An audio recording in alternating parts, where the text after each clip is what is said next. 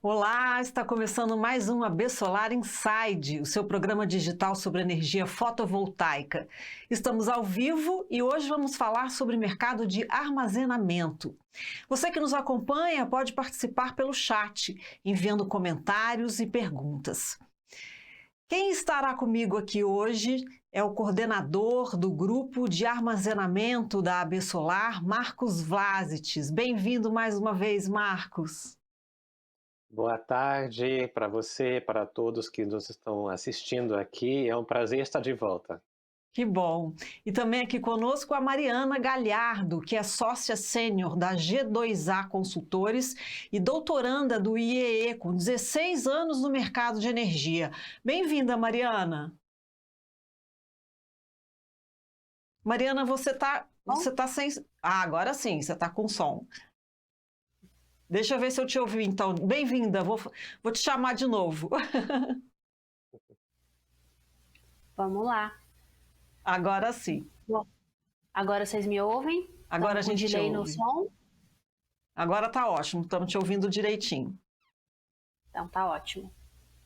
O Marcos e a Mariana trabalharam nos últimos 2 anos junto a um grupo de especialistas para desenvolver um estudo sobre o mercado de armazenamento no Brasil. Hoje nós vamos falar sobre o estudo elaborado pela Regi Barros Correia Consultoria, com conteúdo produzido pela MCIE Marangon Consultoria e Engenharia e Regi Barros Correia Consultoria, a pedido da AB Solar. A gente já volta com vocês dois, porque a gente vai começar esse bate-papo daqui a pouquinho. Então, até já. Eu chamo agora aqui na tela 2 convidados que vão nos ajudar também a entender as necessidades e oportunidades do mercado de armazenamento. Bem-vindo, então, Adalberto Moreira Campelo Filho, gerente de negócio de armazenamento de energia do Grupo Moura.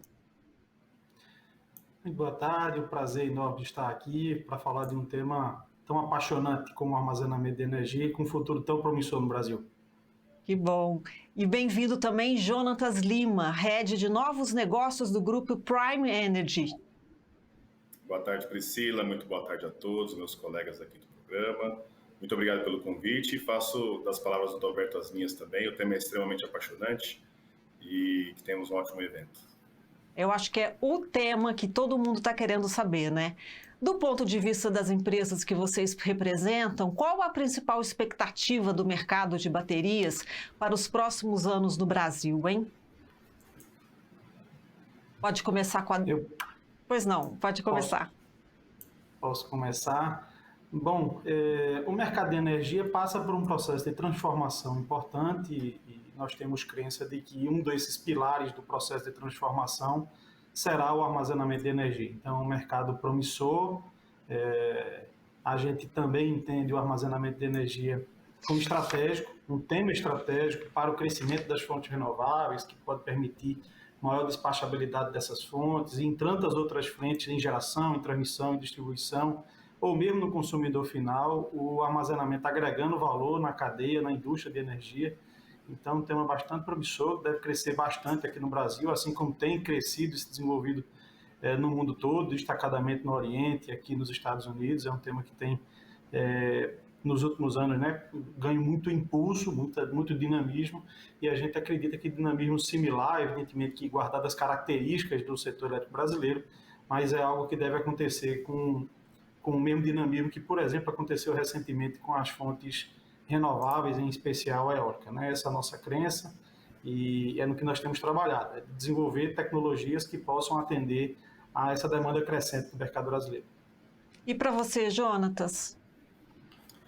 Então, Priscila, a gente acredita que as soluções de armazenamento não só elas vão ajudar a potencializar uma participação cada vez mais ativa do consumidor de energia no setor elétrico, mas vão proporcionar um ambiente para que os custos sejam otimizados, não só para o consumidor, mas para o sistema elétrico como um todo, E para isso, naturalmente, a gente espera com bastante ansiedade a abertura do mercado livre de energia para toda a população em todo o Brasil, e a partir disso a gente conseguir enxergar e desenvolver novos modelos de negócios cada vez mais arrojados, para que o armazenamento de energia contribua com tudo que ele pode de fato contribuir nas suas especificidades técnicas, né, com modelos de negócios que não só sejam arrojados, mas que venham de encontro à necessidade do consumidor, que cada vez mais está empoderado, digitalizado, e vai precisar de tecnologias desse tipo para ter mais autonomia e agregar maior confiabilidade para o setor. Tá certo, obrigada por enquanto, Adalberto e Jonatas, porque logo mais a gente vai voltar a conversar ao vivo. E você que está nos acompanhando, manda pergunta para eles aqui no chat, que eles vão responder daqui a pouco. Aqui no telão eu já chamo de volta o Marcos Vlasites e a Mariana Galhardo. Vocês viram as expectativas sobre o mercado, né? Então, vamos ver o que o estudo sobre armazenamento trouxe de novidade. Ele teve o apoio de mais de 20 empresas. Elas estão listadas no site do Inside e vão aparecer aqui também no final do programa. Marcos, eu gostaria de pedir que você contasse um pouco como foi elaborado esse estudo e que você aproveitasse também para explicar para quem ainda não está muito por dentro do assunto, do tema, quais são as múltiplas formas de aproveitar o sistema de armazenamento. Quer dizer, quais as aplicações que a gente nem imagina. Perfeito, Priscila. Olha, eu vou comentar contigo que esse estudo, na verdade, ele é fruto da nossa curiosidade, tá? Da nossa curiosidade coletiva, porque no comecinho desse estudo, realmente a gente queria entender, né, quais são as aplicações de armazenamento que têm o maior potencial de agregar valor ao mercado elétrico brasileiro, porque a gente sempre lê as notícias sobre novos grandes projetos de armazenamento no exterior, quando a gente viaja, a gente conhece esses projetos nos Estados Unidos, na Europa, mas a gente sempre fica com aquela pulga atrás da orelha, dizer, ok, e o que isso significa para o Brasil, né? Levando-se em consideração que o setor elétrico brasileiro ele é muito diferente, né, daquilo que a gente tem na Europa, nos Estados Unidos, em outros países. Então, na verdade, a gente queria entender nesse estudo, três perguntas fundamentais. A gente queria entender primeiro quais são realmente as aplicações que agregam valor para o setor elétrico brasileiro, né? Quais são, digamos, como a gente costumava falar, as gazelas mancas, né? Aquelas aplicações mais relevantes com maior potencial de valor agregado. A segunda pergunta que a gente se fazia no comecinho era, ok, e quais são os arranjos regulatórios necessários, né? Levando-se em consideração que o arcabouço regulatório do setor elétrico brasileiro atual, ele não conhece essa figura do armazenamento, né? E o terceiro ponto era, basicamente, ok, e quais são efetivamente os modelos de negócios, né? Os cases de sucesso, né? Onde a gente pode oferecer para empresas e para empreendedores aqui no Brasil umas ideias, né, de expansão, de enriquecimento do seu modelo de negócios, né? E nesse sentido, a gente avaliou essas diferentes aplicações, né, que eu acho que a Mariana vai falar um pouco mais sobre isso, mas basicamente a gente fala de soluções que tornam o consumo da energia elétrica mais competitivo, ou seja, voltada para a questão de economias. A gente fala de aplicações que voltam ao redor da qualidade de abastecimento. Isso também é, por exemplo, muito relevante para aquilo que a gente chama de sistemas isolados, ou seja, geradores fora da rede elétrica, né? E a gente também vê muito a questão de aplicações de grande porte, onde uma das principais aplicações é facilitar o despacho de fontes renováveis variáveis, como é, por exemplo, o caso da solar fotovoltaica ou da geração eólica. E, Mariana, na sua visão, qual o dado mais revelador desse estudo no que se refere às perspectivas de mercado? Bom, eu acho que a grande vantagem que o estudo trouxe para a gente foi que quando a gente iniciou, a gente achava que todas as possibilidades de serviços que podem ser prestados para armazenamento poderiam ter o mesmo timing de entrada. E o estudo nos trouxe clareza, a clareza que, na verdade, existem timings diferentes. Por exemplo, a gente iniciou o trabalho achando que Virtual Power Plants, que é uma possibilidade onde você armazena a energia de vários potenciais de geração distribuída e depois administra isso dentro do sistema, fazendo a troca e agregando valor ao sistema, poderia ser facilmente aproveitada no Brasil.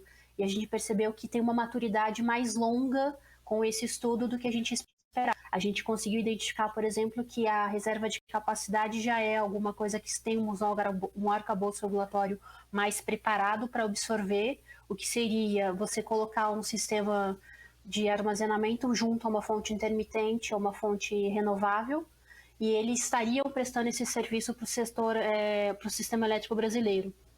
Isso a gente vai estar contribuindo com tempo de resposta, porque o sistema de armazenamento tem possibilidade de responder em segundos, se for um eletroquímico, ou ele pode responder em segundos, se for um armazenamento através de hidrogênio. Então, esse tipo de percepção a gente conseguiu ranquear, e aí a gente conseguiu traçar uma estratégia de como a gente vai conseguir fazer com que isso se torne uma realidade dentro do mercado brasileiro, Priscila. Tá. Marcos, um dos pontos do estudo focou nas cargas tributárias, que são muito altas, principalmente sobre os componentes importados, né? Qual que é a dimensão desse peso e como a AB Solar está trabalhando nesse tema? Pois é, Priscila, agora realmente você tocou num assunto sensível e muito importante. E eu gostaria de dar aqui alguns números como referência, né?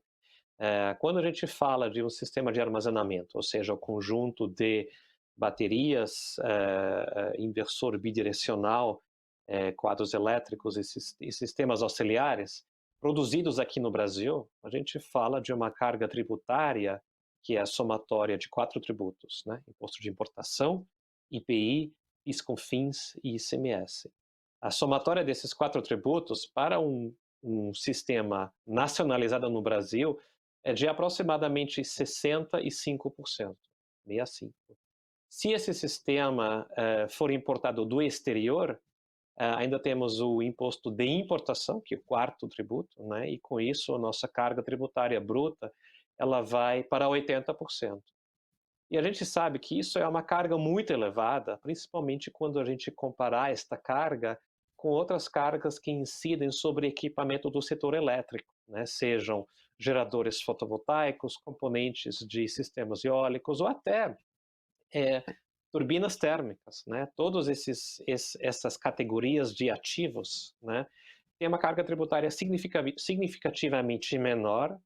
Então, efetivamente, hoje, essa elevadíssima carga, ela se torna um grande complicômetro, ela torna a solução, do ponto de vista do usuário, do investidor brasileiro, mais cara do que ela precisaria ser. E ela, na minha opinião, pelo menos, também é um desserviço para o governo, porque você só consegue arrecadar tributos quando tem um mercado e quando tem uma certa liquidez de transações. E, na nossa visão, essas alíquotas elas são tão altas que elas impossibilitam o mercado, ou pelo menos elas são um grande empecilho. Com isso, o próprio governo arrecadaria mais com alíquotas menores. E isso vai ser um dos temas que a gente, dialogando com o Ministério de Economia, com o FAS, com outros órgãos competentes, que a gente vai tomar muito tempo e muito cuidado para explicar de forma e de expor de forma correta, porque realmente é um tema estratégico para todos nós. Mariana, eu vi que você fez assim, quer dizer que você concorda, né? Sim, na verdade a gente percebe durante o desenvolvimento desse estudo, a gente teve contato com muito fabricante e muitos empreendedores que estão trabalhando nesse aspecto. E a gente percebe que tem uma cadeia produtiva preparada para fazer isso dentro do Brasil. A gente tem emprego extremamente qualificado, que seria uma justificativa para a gente levar junto ao Ministério tanto de Minas e Energia quanto de Economia, para justificar uma política tributária mais adequada. Entendi. Bom, nós entrevistamos o Thiago de Barros Correia, que é o CEO da REG Consultoria, que durante muitos anos atuou no setor elétrico dentro do governo federal, tendo sido inclusive diretor da ANEEL. Ele participou da elaboração do estudo de armazenamento. Nós perguntamos a ele quais são as aplicações prioritárias do armazenamento aqui no Brasil. Vamos ver o que ele respondeu.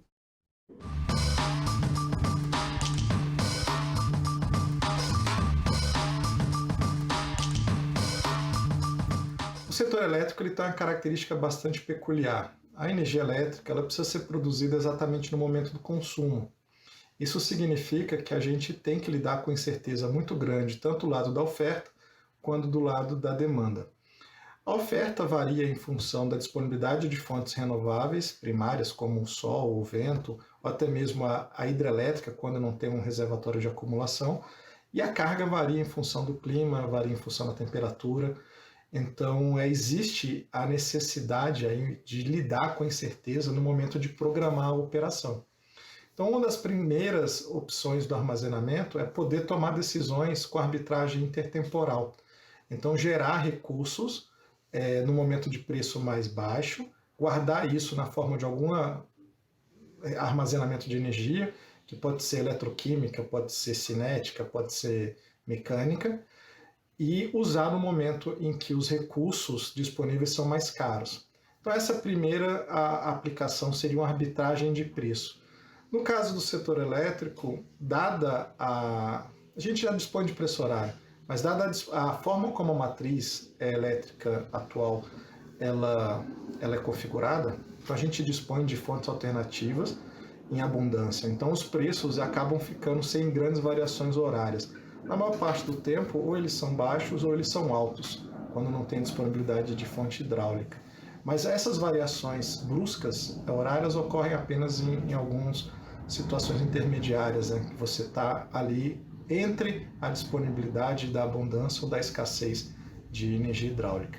Então, isso talvez não seja a principal aplicação hoje ainda no setor elétrico. Mas existem outras aplicações necessárias. Uma delas é a seguinte: a expansão hoje, o principal protagonismo são as fontes variáveis, como eólica e fotovoltaica.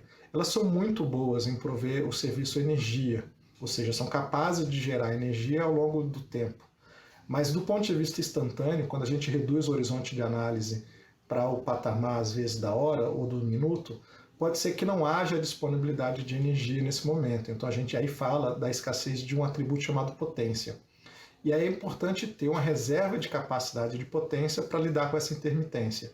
Outra aplicação bastante interessante para o uso de recursos de armazenamento é a postergação de investimentos em rede, tanto de transmissão quanto de distribuição.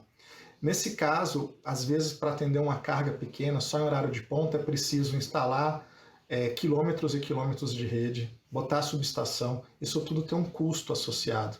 E pode ser mais barato, é preciso fazer as contas no caso concreto, pode ser mais barata a instalação de um ativo de armazenamento para fazer a cobertura da ponta e postergar esse investimento na expansão das redes. Esse ativo de armazenamento pode ser móvel, pode ficar num container e depois ser deslocado para outros pontos da rede conforme as necessidades vão ocorrendo. Também é preciso destacar que em alguns casos é bastante difícil fazer investimentos em rede, seja porque tem um adensamento urbano já muito grande, seja por questões socioambientais, obras na região da Serra da Mata. Então é possível também haver a possibilidade de aplicação de recursos de armazenamento para a substituição de ativos de rede de forma permanente. Marcos e Mariana, o que vocês acharam desses pontos que o Thiago levantou? Vamos começar pela Mariana. Vamos lá, eu acho que é bem aquilo que a gente colocou na primeira pergunta. O armazenamento é extremamente versátil, ele pode atender de uma maneira muito ampla as necessidades do sistema elétrico. Com facilidade, ele é ágil, ele tem durabilidade, ele pode atender durante horas e ele vem totalmente alinhado com a bandeira de que o Brasil tem uma matriz extremamente limpa e vai poder continuar tendo uma matriz extremamente limpa, complementando a necessidade que a gente tem hoje de potência. Então, é o nosso canivete suíço. Marcos, quer complementar? Excelente. É difícil, né, complementar uma fala do nosso grande amigo Tiago, porque ele realmente, o professor Tiago, como a gente apelida ele realmente tem um domínio muito grande. Mas só, talvez tentando te complementar alguns aspectos. A gente tem, além dessas aplicações que eu chamaria sistêmicas, que ele mencionou na entrevista, evidentemente, né, temos também a visão do consumidor de energia, seja ele residencial, seja ele comercial, industrial. Um pouco o ponto que também o Jonatas tocou no comecinho da nossa conversa. E para este usuário de um sistema de armazenamento menor, evidentemente a questão do custo e a questão da qualidade de energia se torna extremamente importante, né? Pensando que hoje temos, por exemplo, no Nordeste ou no Norte do Brasil, clientes comerciais em média atenção que pagam mais de R$ 4 ou perto de R$ 4 por quilowatt-hora no horário ponta e algo em torno de 40 a 50 centavos no fora ponta. Aí, óbvio que surge nesses casos, né, uma oportunidade de um deslocamento da curva de carga individual desse usuário para economizar dinheiro, né? Ou se a gente pensar, por exemplo, no caso de sistemas isolados, né? O custo do óleo diesel ao longo dos últimos 12 meses aumentou em mais de 50%, né? Hoje, só o óleo diesel que você vai queimar para gerar 1 megawatt-hora de energia são mais de R$ 2.000, né? Então, todos esses consumidores, sejam elas pequenas comunidades no Amazonas ou fazendeiros que hoje usam o gerador diesel como sua principal fonte de energia, a gente tem uma proposta para eles. A gente vai colocar para eles um sistema fotovoltaico e para que a gente possa segurar ou atender mais do que 70% ou 80% da carga deles, a gente vai precisar do sistema de armazenamento. Então, na verdade, o armazenador, o sistema de armazenamento, ele entra lá como a tecnologia-chave para permitir que a gente descarbonize a geração de energia no Amazonas, na região norte e em sistemas isolados em todo o Brasil. A gente vai falar mais sobre esse assunto das diferenças continentais do Brasil, né? Agora, a regulamentação do setor é um dos desafios para o mercado de armazenamento. Vamos ver agora mais um trecho da entrevista com o Thiago Barros e a visão dele sobre esse assunto.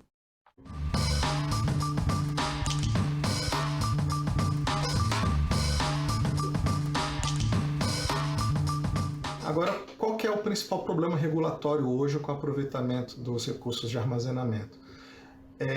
A forma como a gente regulou o setor elétrico, até para escapar de algumas questões relacionadas com monopólios naturais, que são típicos de rede, como distribuição e transmissão, a gente segregou as atividades. Então tem a atividade de geração, segregada da de transmissão, segregada da de distribuição, que são atividades que não podem ter relacionamento cruzado de receitas.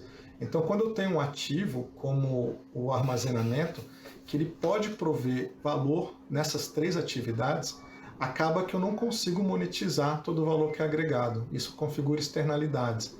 Então, o primeiro ponto é que a gente deveria revisitar um pouco a regulação, principalmente da transmissão e da distribuição, para permitir os investimentos em recursos de armazenamento, para que eles sejam reconhecidos na base remuneratória dessas empresas, como função de transmissão ou como ativo de distribuição. E aí tem uma repercussão tarifária adequada. Também é preciso considerar para onde vai as receitas com a arbitragem de preço. De novo, elas são pequenas, mas são relevantes. No caso da distribuição, como a distribuição compra e vende energia, isso pode ser agregado no valor de perdas elétricas, por exemplo, considerando os valores financeiros. No caso de transmissão, as transmissoras não podem comprar e vender energia. Então, talvez isso deva ser um recurso que seja alocado ao encargo de serviço sistema, e aí gerido pelo ONS, pela CCE, e ajudando a aliviar o custo da transmissão para todos os usuários. Nos demais pontos das atividades e aplicações de armazenamento, é preciso algumas adequações relacionadas com, por exemplo, a contratação de armazenamento associado à geração, que hoje a gente tem uma regulação para a usina híbrida, mas não é exatamente isso, porque a usina híbrida trata de fontes e o armazenamento não é uma fonte. Então é preciso adequar a forma como isso vai ser representado e reconhecido pela ANEEL, provavelmente como alteração de características técnicas, depois desdobrar isso, como essa alteração rebate na forma como eu contrato o montante de uso do sistema de transmissão e distribuição. Dependendo do uso que eu vou fazer do armazenamento, eu posso manter o mesmo montante, eu posso reduzir o montante, ou eu posso aumentar o montante. A regulação é preciso que ela adeque todas as possibilidades. E, finalmente, é interessante ter uma forma de regulamentação para o que a gente chama de Virtual Power Plants, ou seja, a agregação de ativos de recursos distribuídos perante um agente que possa representar esses ativos no ONS para operação ou na CCE para comercialização de energia elétrica. E nessa regulamentação dos agregadores, um papel fundamental vai ser a percepção de como os ativos de armazenamento vão ser geridos juntamente com os outros recursos energéticos distribuídos. Pois é, o Tiago levantou aí uma questão importante, que é essa segregação das atividades, né?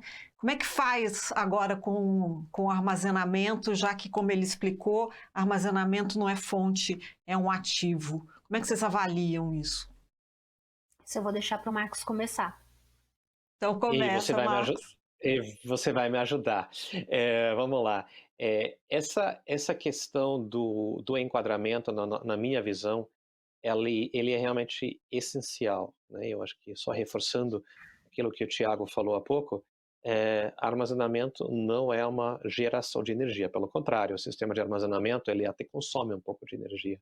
Então a gente precisa assegurar que a gente efetivamente não cai nessa armadilha de enquadrar o sistema de armazenamento como fonte de energia, e segundo, que a gente elabore propostas regulatórias muito específicas para cada uma das aplicações que a gente percebe como aplicações relevantes, ou seja, as regras para a reserva de capacidade são regras muito específicas, as regras para armazenamento no âmbito da transmissão são outras regras muito específicas, as regras que vão permitir que consumidores individuais, sejam eles residenciais ou comerciais, possam conectar um sistema de armazenamento à rede e fazer bom uso desse sistema, são novamente outras regras. Então, todas essas aplicações, elas requerem arranjos regulatórios muito específicos que precisam ser elaborados e que, sem dúvida alguma, serão elaborados.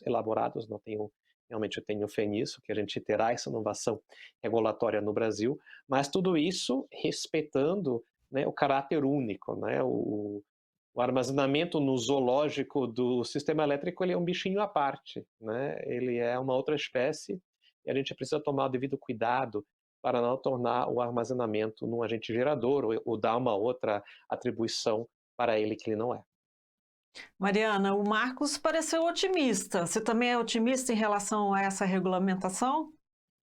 Sim, a gente é bastante otimista e, na verdade, a gente tem uma que eu considero uma vantagem. A gente não é pioneiro em relação a construir esse arcabouço, essa definição.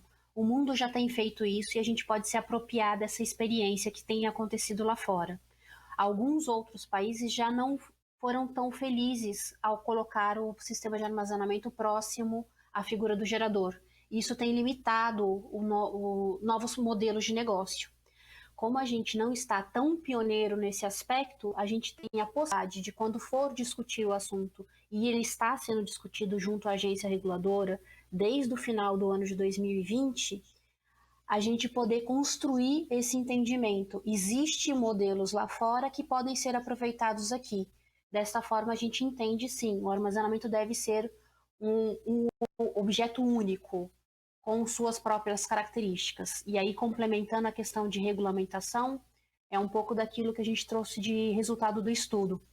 Algumas regulamentações já estão mais maduras, que é o caso, por exemplo, da reserva de capacidade. A gente já tem instrumentos infralegais que permitem hoje o sistema de armazenamento poder participar de um leilão de compra dessa reserva de capacidade.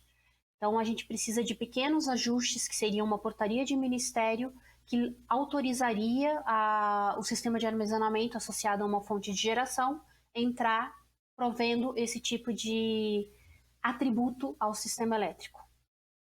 Que bom, né? Que a gente já tem exemplos a seguir, exemplos que estão funcionando bem para a gente poder seguir, né?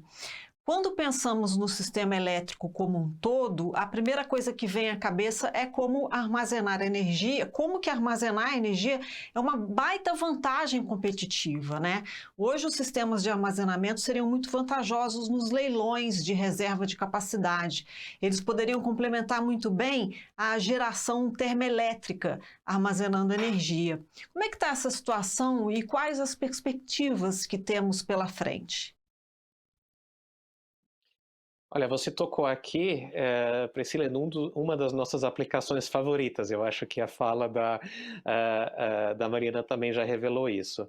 O que chama a atenção nesse quesito de reserva de capacidade? Primeiro, o setor elétrico brasileiro tem digamos, uma tradição que eu julgo muito positiva de contratar serviços via leilões, né? E de fazer essa contratação, em princípio, de forma agnóstica, no que diz respeito à tecnologia.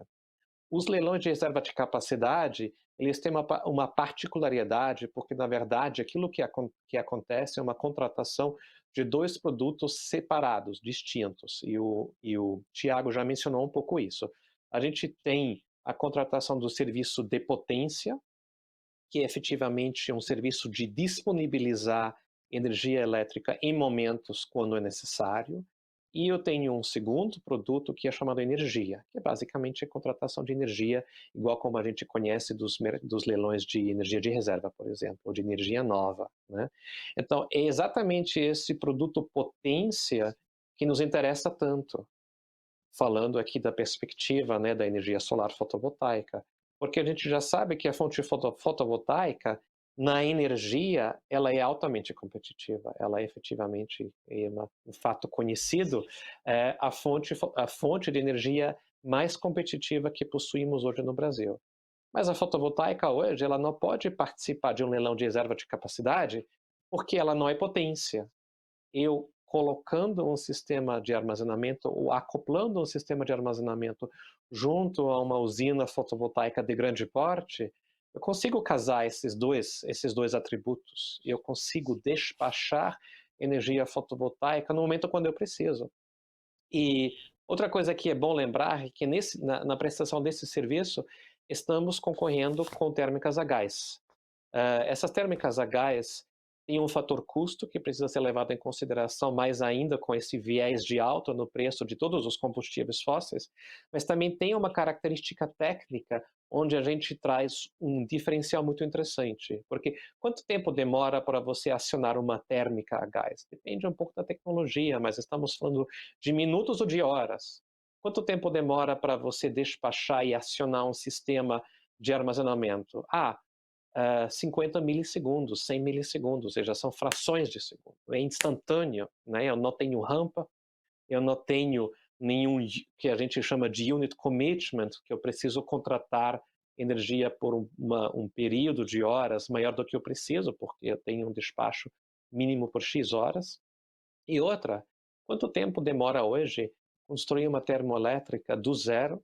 E quanto demora você instalar um sistema de armazenamento, mais ainda dentro de uma usina fotovoltaica existente? Nós somos muito mais céleres, muito mais rápidos no que diz respeito ao prazo de implantação, né? E isso é muito importante, né? Porque a gente sabe que o sistema elétrico brasileiro ele vai precisar dessa flexibilidade, tanto em função das mudanças dos perfis de consumo, mas também em função da rápida expansão da geração variável solar e eólica que acontece principalmente no submercado Nordeste. Mariana, seu complemento. Muito pouco. O Marcos já conseguiu ser muito claro quão funcional Falei demais. consegue ser.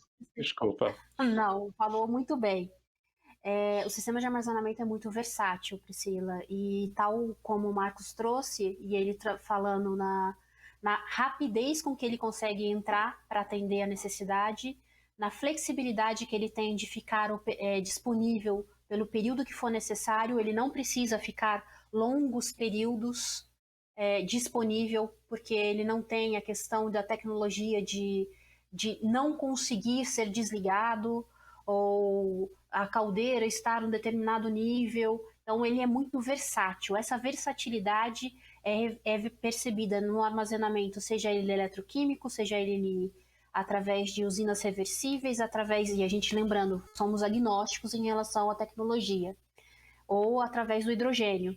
Então, a gente só tem a ganhar com isso, sem contar a questão socioambiental. O armazenamento garante ao Brasil continuar sendo um dos países mais limpos na geração e utilização de energia elétrica. Muito bem, a gente vai fazer um breve intervalo e na volta tem interação aqui no Inside. Até já!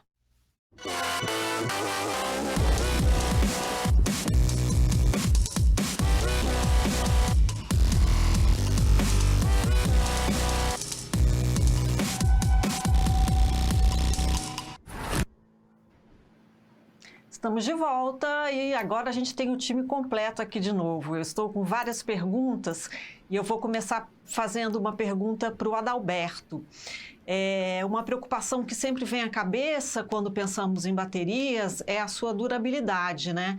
Todos nós já tivemos um dia, uma experiência com bateria que perdeu a capacidade de armazenar energia com o passar do tempo. Qual é, então, a expectativa de vida útil média dos sistemas de armazenamento de energia por baterias hoje em dia? E como que a evolução tecnológica tem contribuído com o aumento da vida útil desses sistemas nos últimos anos?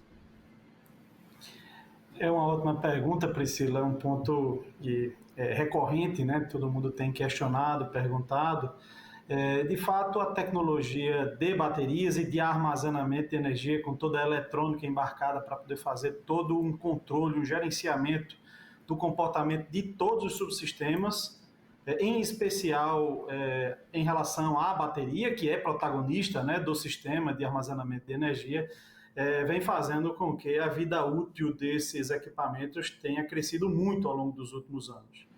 É evidente que a gente tem que tomar cuidado em falar em vida útil, porque ela vai depender muito do uso, da aplicação, tal qual nós temos com os nossos veículos, né? Qual é a vida útil de um carro que roda em uma estrada pavimentada versus um carro que está o tempo inteiro numa estrada off-road, com maior nível de vibração, de trepidação. Evidentemente que você vai ter ali comportamentos de vida útil diferenciados.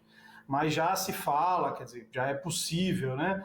A depender do nível de profundidade de descarga, do nível de uso do equipamento, a gente está falando em mais de 6.000 ciclos. Um ciclo é um processo inteiro de descarga e recarga da bateria. Então, você está falando ali em mais, se você estiver falando em um ciclo diário, você está falando em mais de 6.000 dias de vida útil desse tipo de equipamento. A indústria toda tem investido muito no desenvolvimento de soluções que agreguem valor à extensão da vida útil. No nosso caso aqui na Moura, por exemplo, nós trabalhamos com duas tecnologias, né, de armazenamento de energia, baterias de lítio e com baterias de chumbo-carbono. E em ambos os casos, muito tem sido desenvolvido com utilização, por exemplo, de elementos como grafeno, nióbio, terras raras, na aplicação nas baterias, no sentido de prolongar a sua vida útil. Evidentemente que tudo isso tem um ciclo de desenvolvimento que precisa ser respeitado. Eu costumo dizer que bateria é uma equação eletroquímica e, portanto, você às vezes resolve uma coisa, mas impacta em diversas outras. Tem que tomar um certo cuidado para que você tenha um equilíbrio e não resolva, por exemplo, você aumenta a aceitação de carga, mas aumenta o consumo de água. Então, você tem que tomar sempre um cuidado com esse balanço, mas, de fato, o crescimento da vida útil desse tipo de equipamento, nos últimos 5 anos em especial, foi superior a 100%. A gente não falava em baterias com vida útil superior a 3.000 ciclos há 5 anos atrás, e hoje, com muita naturalidade, elas têm superado essa barreira. Estou recebendo aqui um monte de pergunta e de comentário também. Eu queria passar para vocês, por exemplo, a pergunta do Renan, da Brilhacom SA. Esse estudo pode ajudar em momentos parecidos como o acontecido nos últimos anos, como o da escassez hídrica? O armazenamento pode, de fato, garantir uma possível garantia energética nesses casos mais extremos de baixa produção? Quem quer responder? Para o Renan. Eu vou dar um primeiro passo e os nossos amigos aqui me complementam. E acho que é uma excelente pergunta, porque realmente a gente sabe que o Brasil periodicamente passa por essas crises de abastecimento de energia. Infelizmente, a gente precisa partir da premissa, né, que todas as nossas séries históricas de afluência, ou seja, de disponibilidade do recurso hídrico, não necessariamente se aplicarão mais para o futuro e que a gente verá esses eventos com maior frequência.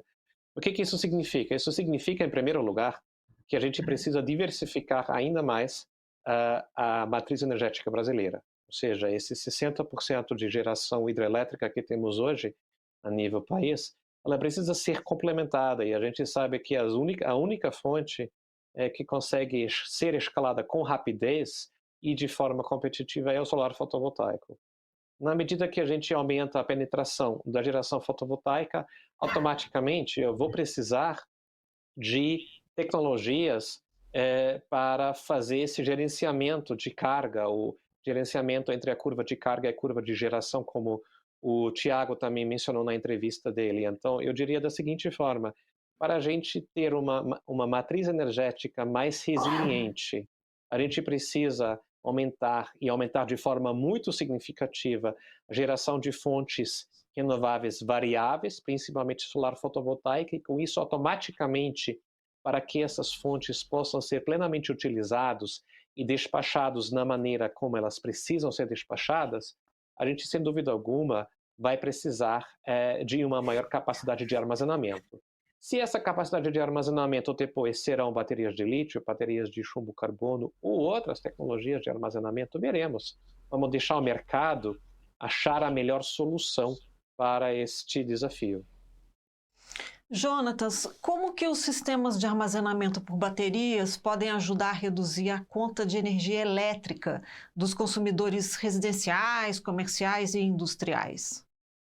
Perfeito. Um dos aspectos que mais me chama a atenção no sistema de armazenamento é justamente a capacidade de você entregar diversos benefícios ou atributos, né, como a Mariana comentou, num único sistema, né? Então, muito se falou aqui, inclusive, da arbitragem de preços, né? A capacidade de você armazenar energia em momentos que o preço de energia está mais baixo, né? Para se utilizar em momentos mais críticos em que o preço está mais alto, no horário de ponta, por exemplo. Mas já numa aplicação para o consumidor de energia, especialmente o consumidor industrial ou comercial, e hoje, no contexto que a gente está em localidades em que as tarifas sejam mais altas, ou ainda em localidades em que aspectos de qualidade de energia sejam menores, né? A gente consegue empilhar outros benefícios que são proporcionados, né, pelo armazenamento, como a redução de reativos, né, a regulação de níveis de tensão e frequência na rede. A gente sabe que muitos clientes industriais, né, sofrem por conta, às vezes, de oscilações de tensão, oscilações de frequência no seu processo produtivo, que pode acarretar em perdas milionárias, né? Então, o sistema de armazenamento, quando bem dimensionado, né, e muito bem especificado de acordo com a aplicação, ele não só é uma ferramenta para você gerenciar a demanda, né, e com isso se apropriar dos deltas dos preços, né, que podem acontecer, seja no mercado livre ou nas tarifas reguladas, mas, inclusive, como eu comentei, agregar outros benefícios para maximizar a qualidade de energia elétrica e evitar perdas produtivas que podem ser ocasionadas por conta, né, dessa baixa qualidade elétrica, que pode ser muitas vezes recorrente a depender da região que o consumidor se encontra, né? Uma pergunta agora Desculpa. Eu Quem também, quer complementar? Complementa aqui a fala do João. Fiquem à vontade. Vai lá, Mariana, você foi a mais rápida de nós. Eu queria voltar na resposta do Marcos, quando ele pergunta sobre como o estudo pode contribuir. Uma das contribuições que o estudo trouxe foi entender como lá fora outros países já absorveram a flexibilidade e os skills que o sistema de armazenamento nos proporciona. Por exemplo, na Carolina do Norte, quando vai se fazer uma contratação de nova geração, é obrigatório se avaliar como ou não o armazenamento pode vir junto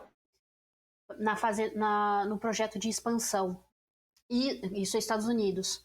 Na Austrália, eles já fizeram leilões determinando a necessidade de contratação de armazenamento. E na Califórnia, eles também, depois de um apagão que teve em 2020 ou 2021, agora está me fugindo, a necessidade de contratação, porque justamente o armazenamento vem a resolver essas questões de muita demanda, falta pouca afluência. Então, essa habilidade que o armazenamento tem já foi percebida como necessária pelos operadores. E ele é extremamente necessário de ser incorporado dentro do setor elétrico.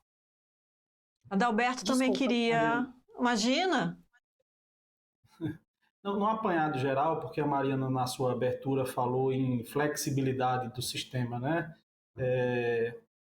Eu queria fazer talvez um apanhado das últimas falas aqui. Quer dizer, a gente está falando aqui em flexibilidade, foi o que a Mariana acabou de trazer.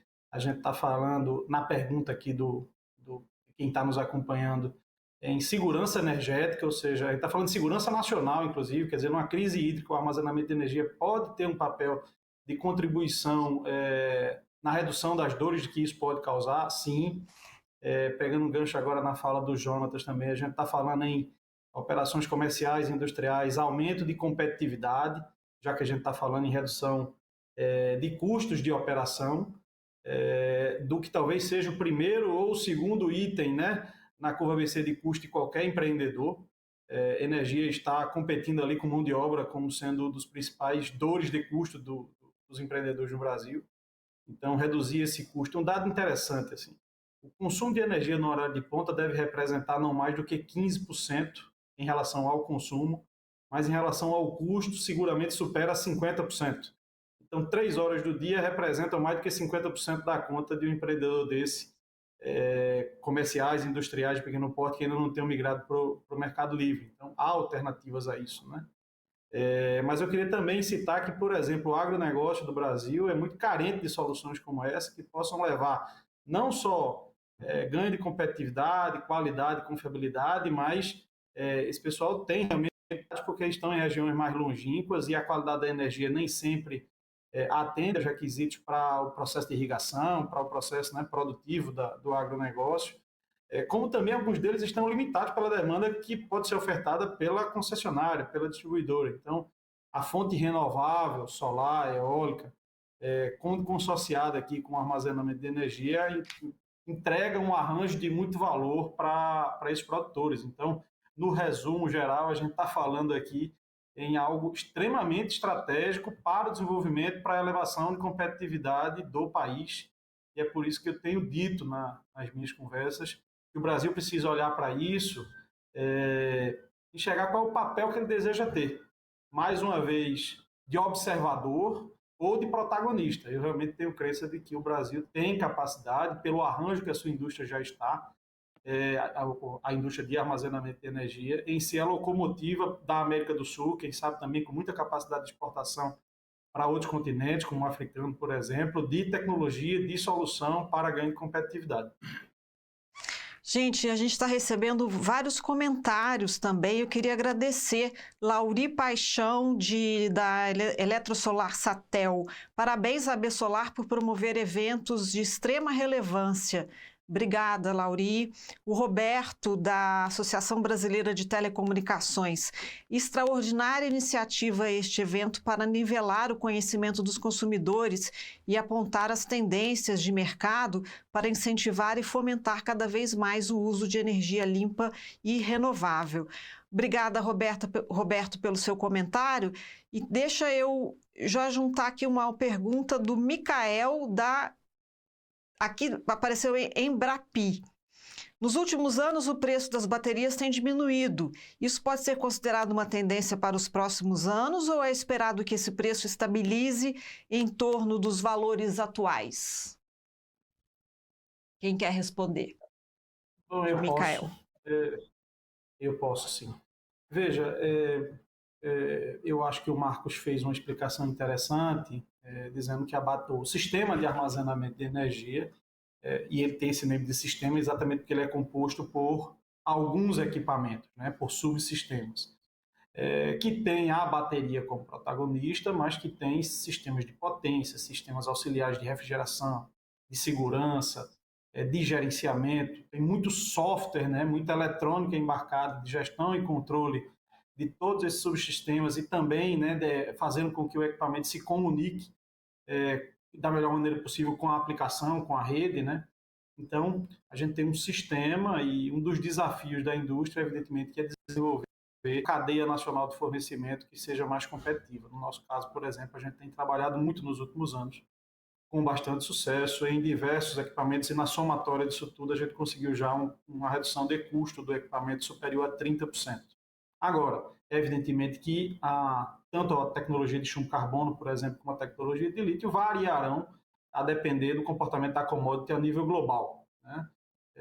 Com relação à tecnologia de lítio, por exemplo, mais recentemente a gente tem percebido uma variação significativa do custo relacionado à commodity, que impacta, evidentemente, no custo global da solução, mas isso acompanha a dinâmica de mercado global, né? O que eu diria, e talvez esse seja o comentário principal, é de que o custo da solução a nível global tem reduzido de forma expressiva, em especial nos últimos 3 anos, e aqui no Brasil essa trajetória é similar, também com muitos players se movimentando para que a gente tenha a melhor solução a nível nacional, com sistemas de gerenciamento, inclusive, também desenvolvidos localmente, o que ajuda a reduzir o custo da operação. Deixa eu fazer uma pergunta para o Jonatas. Você quer comentar, Jonatas, Eu antes ia de eu fazer fazer um a pergunta? complemento. Tá. Isso. Um breve complemento à fala do Adalberto, é que apesar de a gente ver uma curva que ainda está em construção, do ponto de vista de barateamento das soluções de armazenamento, né, é que a gente começa já a ver projetos sendo viabilizados, né?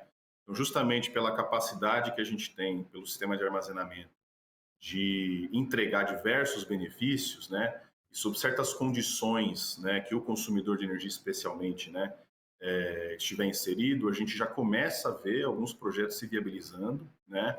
Naturalmente que eles podem vir a viabilizar muito mais e melhor, né, à medida que os preços forem reduzidos, mas eu faço destaque a isso que, a depender das condições que o consumidor está inserido, e aqui eu faço um reforço ao consumidor de energia, ou seja, aplicações atrás do medidor, né?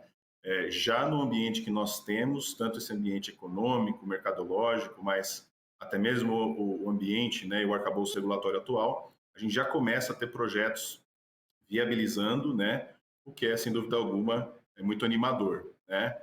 Então, eu faço destaque a isso e minha perspectiva, né, de médio a longo prazo é que a gente tenha, talvez, um cenário semelhante ao que aconteceu com a própria energia solar fotovoltaica, né? Projetos que inicialmente se viabilizaram, né, com um esforço um pouquinho maior, mas à medida que o mercado foi crescendo, os projetos aconteceram e aí o resto é história, né? Jonatas, deixa eu te aproveitar então e te fazer uma pergunta que veio aqui para você. Quando pensamos em baterias em nossas residências, isso parece uma realidade bem distante. Essa aplicação já existe? Quais os principais pontos que devem ser trabalhados para aumentar a viabilidade desses equipamentos para que todos possam se beneficiar dessa tecnologia? Sem dúvida alguma, já existe, né? Vou me aventurar até aqui um pouquinho e falar em nome do meu amigo Adalberto, mas sem dúvida existem, né? E não só existem, como são soluções extremamente robustas, né, para o atendimento do consumidor residencial. Agora, diferente, aí eu já vou trazer um pouquinho para o aspecto econômico da solução, diferente do universo do preço da energia que está inserido o consumidor de maior porte, que ele tem mais alternativas, né, para valorar os benefícios que são proporcionados pelo sistema de armazenamento, o consumidor residencial hoje ainda vive uma realidade tarifária diferente que não permite ainda que ele potencialize como ele poderia a solução de armazenamento por conta de uma realidade tarifária, por conta do próprio perfil, muitas vezes, de consumo e, naturalmente, também, como a gente está falando de soluções miniaturizadas para atender o cliente residencial, naturalmente que essas soluções ainda têm um custo um pouco mais elevado, mas isso eu deixo, como eu mencionei aqui, para o Adalberto comentar melhor. Mas sim, elas já existem e da mesma forma que eu tenho essa expectativa de que os sistemas de maior porte se viabilizem cada vez mais no médio e longo prazo, que as soluções também de menor porte para a residência também se viabilizem cada vez mais, né? Sila, se você me permite... Não, vai lá, por favor, Adalberto, depois eu falo, me perdoe. Não, eu só diria que o desafio aqui é mais mercadológico do que tecnológico, né? Só tentando explicar um pouco mais a fala do Jonatas, para clientes de e alta tensão, você tem postos tarifários diferentes entre ponta e fora ponta, né? Para o consumidor cativo de baixa tensão, você tem uma única tarifa ao longo do dia. Então, aqui tem um desafio mais mercadológico para a inserção desse tipo de tecnologia, porque ele acaba não tendo um retorno financeiro claro, tão claro quanto a gente consegue enxergar para clientes de alta tensão. Agora, por exemplo, tem muito cliente que tem déficit em relação à confiabilidade energética, uma solução de backup com um sistema de armazenamento de energia de pequeno porte residencial pode ser uma grande solução. Temos ainda no Brasil muitos clientes desconectados da rede, né? Os sistemas off-grid. Também tem uma demanda forte por soluções fotovoltaica com armazenamento de energia. Também é um público que tem demanda por soluções de armazenamento de energia. Então, esse complemento, Marcos, para poder tocar aí para você. Marcos, sua vez. Obrigado. Pegando aqui o gancho também. No âmbito residencial, a gente acha que é razoável supor que em algum momento essa tarifa monômia ela será também substituída para usuários em baixa tensão por uma tarifa binômia, onde teremos, né, postos horários, ponta fora ponta e a cobrança de demanda. Ou seja, a gente vai ter uma conta de luz futuramente que vai se assemelhar cada vez mais com as contas que a gente conhece do cliente comercial industrial. E isso automaticamente também facilita, né, a viabilidade econômica de um sistema de armazenamento. No caso do residencial, eu acredito que temos uma outra dinâmica super interessante, que são as sinergias com a mobilidade elétrica. A gente sabe que hoje carro elétrico ainda é um programa de minoria no Brasil, mas a gente também sabe que essa frota elétrica está crescendo de forma muito rápida. Do ponto de vista energético, o que é um carro elétrico? Uma bateria sobre 4 rodas. Eu tenho lá 50 kWh, 70, 80, 100 kWh, dependendo do modelo. Então, efetivamente, a pessoa que fez esse investimento no carro elétrico futuramente poderá usar esse carro elétrico não somente para se locomover, mas para também prestar serviços de armazenamento para a sua residência. Isso claramente abre um mercado de aplicações de novos modelos de negócios digitais super interessante, e uma das sinergias interessantes, né, é que o armazenamento, seja com rodas ou sem rodas, né, vai trazer para a gente. E o último gancho que vou pegar foi o ampliamento das receitas, que o Jonatas também falou, que de fato, né, uma vez que eu investi no sistema de armazenamento, eu posso e eu devo usar esse sistema de armazenamento para múltiplas aplicações, né? A gente falou mais cedo um pouco sobre reserva de capacidade, que de fato é uma aplicação prioritária, mas nada impede que esse mesmo sistema de armazenamento de grande porte seja usado para outros serviços para a rede elétrica, como os serviços ancilares, por exemplo. Então, existe essa multiplicidade de fontes, essa característica do canivete suíço que a gente precisa aproveitar. E aí vai depender da criatividade de cada um de tirar o melhor proveito possível desse investimento. Olha, aqui no chat... Só aproveitando... Vamos lá. Desculpa te interromper de novo. Imagina, não, vocês estão aqui para falar, vocês estão à vontade, pode falar, Mariana. Vamos lá. Quando os meninos falaram da tecnologia, não tenho dúvidas que a gente consegue atender o consumidor, seja ele na alta ou na baixa tensão. A gente precisa de ajustes, e isso é uma coisa relevante da gente já pontuar, porque não é necessariamente já pronto o nosso arcabouço para entender como é que eu vou inserir esse sistema de armazenamento quando ele está conectado com a rede. Porque eu tenho duas opções quando a gente está falando de residencial. Eu posso fazer isso fora do sistema, que a gente chama de off-grid, eu posso chamar dentro do sistema, que seria consorciado provavelmente com alguma fonte de geração que estaria utilizando a rede em alguns momentos. Quando a gente fala desse sistema, a gente ainda não tem as regras específicas de cada uma das distribuidoras obrigadas a absorver isso e como isso seria feito. Isso é um dos temas que a gente, como Besolar, deve estar trabalhando ao longo deste ano e ano que vem, para garantir que não vamos ter dificuldades em conseguir inserir essas tecnologias capilarmente dentro do setor elétrico brasileiro. Olha, gente, eu adoro quando um quer complementar o que o outro falou, viu? Fiquem à vontade. Não precisa pedir desculpa, não. Tem uma pergunta aqui da empresa Oned Solar. Existe alguma iniciativa para possibilitar a arbitragem com o armazenamento atrás do medidor, permitindo a injeção de energia na ponta e remunerando essa injeção de alguma forma? Esse modelo de Olha, negócio chama-se VPP. Mas hoje no Vai lá, Brasil Mariana, ainda por favor.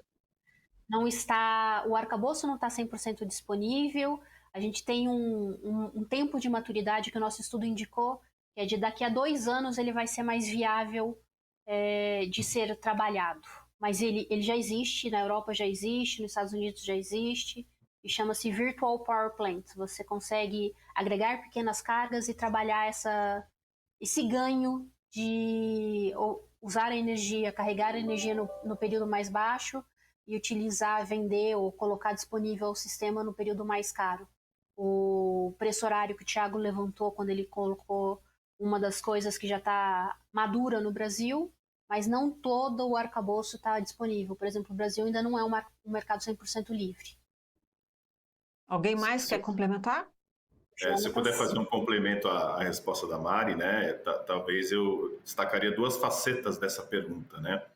Uma pergunta de aplicação imediata e a aplicação mais adequada e que todo mundo sonha, que é a aplicação da Virtual Power Plant, que a Mari comentou, né? Porque, de fato, para que você tenha condições de arbitrar preço, né? Ou seja, você escolher o melhor momento para consumir energia e qual o melhor momento para devolver essa energia para a rede, né? Ela passa não só pelos aspectos técnicos, mas dos estímulos que você tem para fazer isso acontecer, né? Então, ok, temos uma solução tecnicamente viável, que é o armazenamento, que é totalmente já execuível do ponto de vista operacional, mas os estímulos ainda são poucos, né? Por isso que a pergunta poderia ser complementada, né? Posso fazer no ambiente atual? Qual seria o ambiente mais adequado? No ambiente atual é possível? Sim, existe a possibilidade porque em certas condições você tem ali os devidos estímulos, seja uma diferença de tarifa na ponta e fora a ponta de um cliente cativo, né? Mas para isso fazer sentido, né?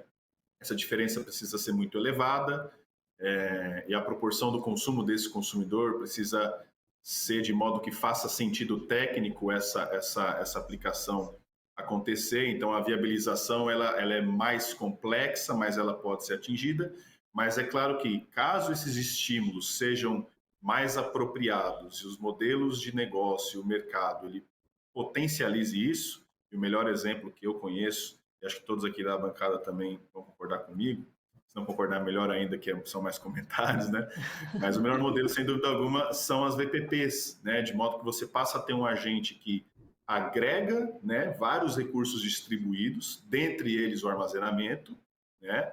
E por meio de agregar, né, os vários recursos distribuídos com os devidos estímulos de preço de energia, né, num ambiente em que essa informação ela acontece essencialmente em tempo real, que a precificação é extremamente segura, e você tenha uma quantidade significativa de recursos distribuídos, que são consumidores, microgeradores de energia, facilities, né, instalações industriais que conseguem responder aos estímulos econômicos que são proporcionados pelo mercado, respaldados por uma regulação bastante avançada, aí sim, não tenho dúvida, e aí eu assino embaixo do que a Mari falou, você passa a ter um ambiente muito pronto para potencializar a arbitragem de preços e não só o consumidor tendo ali os seus custos otimizados, mas o sistema de energia como um todo tendo os seus custos otimizados porque os recursos distribuídos estão operando, né, e contribuindo para o sistema de forma harmoniosa, né?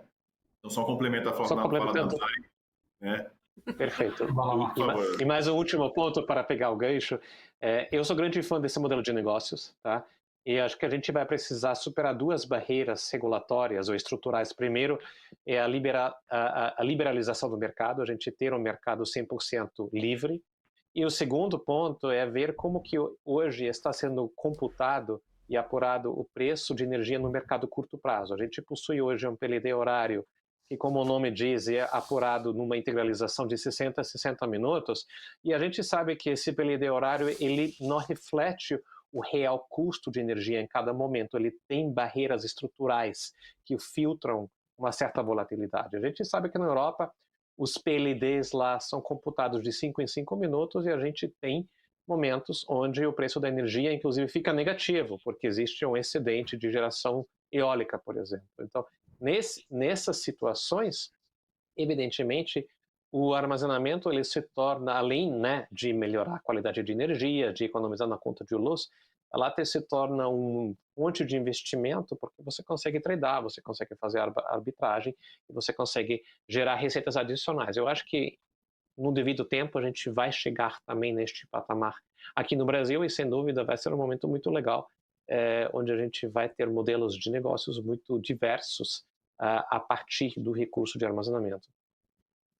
Olha, Uma última contribuição, se você me permite, sobre esse tema ainda, e muito rápida, é dizer que se no médio prazo nós temos um desafio de avançar regulatoriamente, eu diria que para o curto prazo, como o Jonatas falou, a gente tem o desafio de trabalhar a melhor equação tributária que viabilize a maior difusão desse tipo de tecnologia para chegar na ponta, para gerar riqueza para quem está produzindo no Brasil. Então, acho que esses dois, olhando no curto prazo e olhando no médio prazo, o arranjo tributário e o arranjo regulatório é quem impulsionarão o desenvolvimento e a aplicação desse tipo de tecnologia onde ela precisa estar, que é gerando riqueza para quem produz.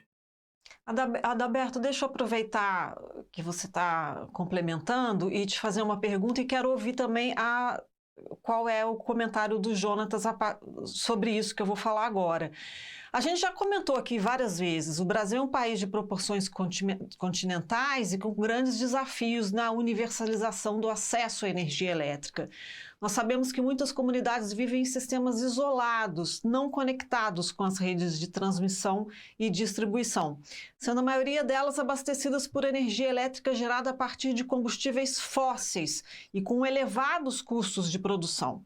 Você acredita que o armazenamento de energia pode contribuir de alguma forma com a transição desses sistemas para uma matriz de geração mais limpa e mais barata?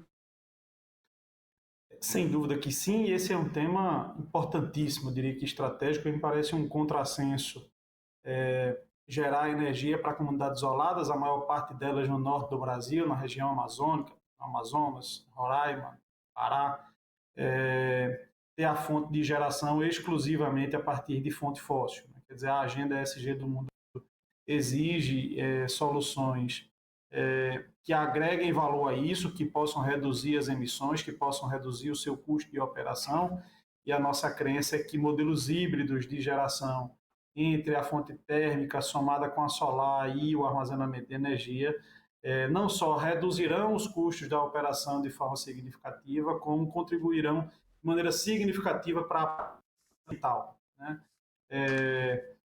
Para os sistemas isolados, a gente tem feito modelagens aqui de negócio e a conta, grosso modo, é que de maneira segura, já que para que você possa inserir fontes intermitentes, né, oscilantes, como é o caso da fotovoltaica, que tem muita coisa positiva, mas tem também as suas limitações, mas em relação à qualidade da energia, de forma segura, o que é possível introduzir numa matriz isolada como essa, numa região isolada como essa, não mais do que 15% ou, quem sabe, até no máximo 20% em relação de fonte renovável em relação à demanda máxima. E o que a gente tem desenvolvido aqui são soluções onde é possível que mais de 50% da geração venha a partir de fonte renovável, portanto mais barata, ambientalmente mais bem equilibrada, em relação à demanda máxima. É um crescimento bem significativo e, no resumo, é possível, então, que a gente tenha soluções para comunidades isoladas híbridas de menor custo e uma solução ambientalmente me parece mais inteligente. Jonatas. Um complemento à fala. Inclusive, é difícil responder essa pergunta além do sim, pela quantidade de evidências que suportam a importância, né, a viabilização do armazenamento nos sistemas isolados, né? Uma vez que o que ela faz essencialmente é potencializar a limpeza, entre aspas, né, da matriz dos sistemas isolados, que sempre foi muito pautada no uso de combustíveis fósseis, justamente pela facilidade em trazer confiabilidade e flexibilidade para o sistema, né? Uma vez que estamos falando de sistemas que são isolados por definição, mas eles são um sistema em si, então eles precisam ter todos os atributos, né, e toda a confiabilidade e flexibilidade que o sistema que é interligado tem.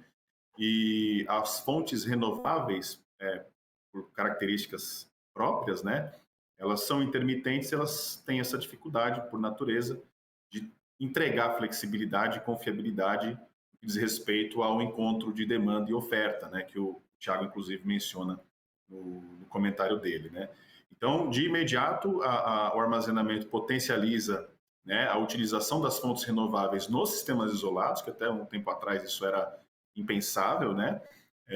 Não só a utilização nos sistemas isolados, mas de forma ampla, né, com muita confiabilidade, de modo a limpar também a matriz isolada a um custo que cada vez fica mais baixo, né?